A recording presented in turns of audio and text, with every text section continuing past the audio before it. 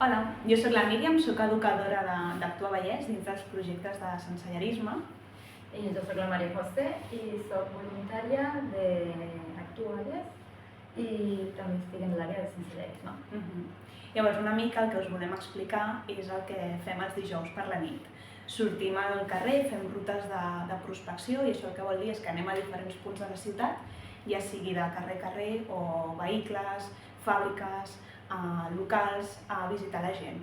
I no només per entregar el sopar, sinó que una mica el que fem és conèixer-nos, saber de la seva situació, que ens coneguem, que fem una mica de vincle. De vincle amb ells i intentar donar-los suport i parlar més i veure què necessiten també. Exacte. L'objectiu és poder traçar petits plans de treball perquè després d'aquestes visites allà on dormen poder treballar objectius de futur per anar promovent alguns canvis.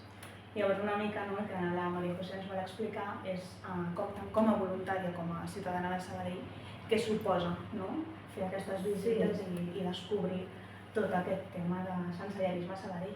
Sí, jo vaig descobrir un sobremón molt gran que no imaginava que existia. Quan parlem de sensellarisme, generalment pensem en persones que viuen al carrer.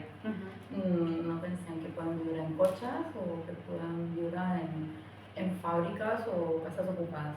Però clar, quan pensem, ocupen una casa, ocupen una fàbrica. Però també la situació de viure en una casa ocupada o en una fàbrica ocupada no és molt millor que estar al carrer, és també complicat. Perquè no tenen llum, perquè no tenen aigua. I una de les fàbriques que més em va impressionar és una que està totalment plena de brutícia, plena, al mig hi ha un matalàs i a la taula i clar, no hi ha diners per a netejar això. I dius, com poden viure així? I sí, perquè no tenen un altre lloc. Doncs és molt bèstia. I la majoria volen sortir d'allí. O sigui, el que necessiten és ajuda per sortir d'allí. No estan contents vivint així. Exacte. Això és un supermissatge, que realment la gent que està en situació de sense llar no vol estar en aquesta situació.